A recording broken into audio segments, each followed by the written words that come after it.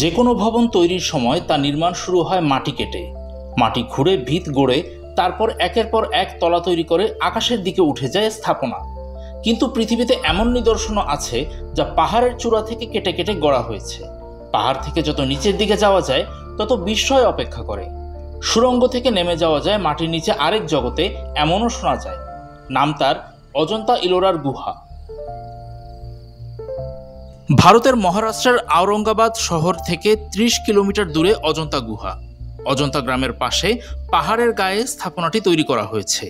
আনুমানিক খ্রিস্টপূর্ব 2য় শতক থেকে 7ম শতকের মধ্যে সেখানকার ওয়াগোরা নদীর 250 ফুট উঁচু গভীর খাড়া গিরিখাতের পাথর খোদাই করে আশ্চর্য ওই গুহাগুলো কাটা হয়।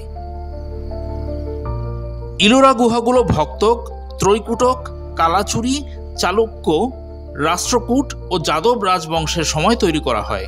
চরনন্দ্রী পাহাড় কেটে ইলোরা গুহা মন্দিরগুলো স্থাপন করা হয়েছিল। গ্রানাইট পাথরের ওই পাহাড় খোদাই করে 34টি গুহা মন্দির বানানো হয়েছিল। সেগুলোর মধ্যে 17টি সনাতন ধর্মের, বাকিগুলোর মধ্যে 12টি মন্দির বৌদ্ধ ধর্মের, 5টি জৈন ধর্মের মন্দিরও আছে। সেগুলোর মধ্যে যে মন্দিরটি নিয়ে সবচেয়ে বেশি আলোচনা হয় তার নাম কৈলাস মন্দির।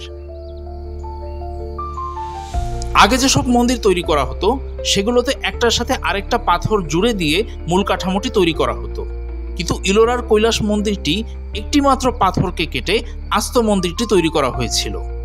এর মূল কাঠামো পাহাড়ের পাশ থেকে কাটা শুরু হয়েছিল। কাটার সময়ই ফ্রি স্ট্যান্ডিং মূর্তি ও ভবনগুলোর ভেতরের অলঙ্করণ খোদাই করা হয়েছিল।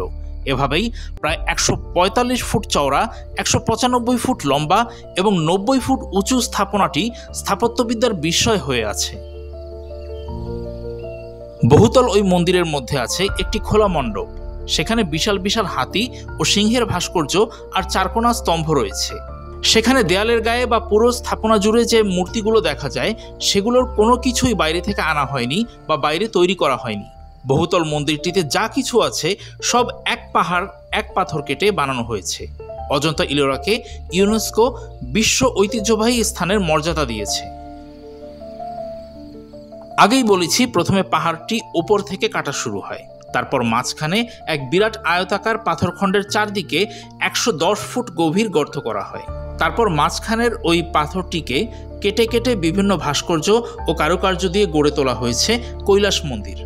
প্রত্নতত্ত্ববিদদের দাবি মন্দিরের নিচে আরও গুহা আছে। সেখানে যাওয়ার রাস্তা সাধারণ মানুষের জন্য এখন বন্ধ। ওই সুড়ঙ্গ পথ ধরে গেলে ভূগর্ভস্থ এক শহরে পৌঁছানো সম্ভব বলে জানা যায়। ওদের স্বপ্ন পূরণে পাশে থাকতে পেরে আমরা গর্বিত। কিভাবে 3 লাখ টনেরও বেশি ওজনের বিশাল আকার এক টুকরো পাথর কেটে কৈলাস মন্দির তৈরি করা হয়েছিল তা আজও রহস্য হয়ে আছে। রহস্য আরও বাড়িয়েছে মন্দিরের কিছু ভাস্কর্য ও স্থাপত্য। প্রত্নতাত্ত্বিকরা মনে করেন এমন মন্দির তৈরি করতে 12 লক্ষ বছর লাগার কথা।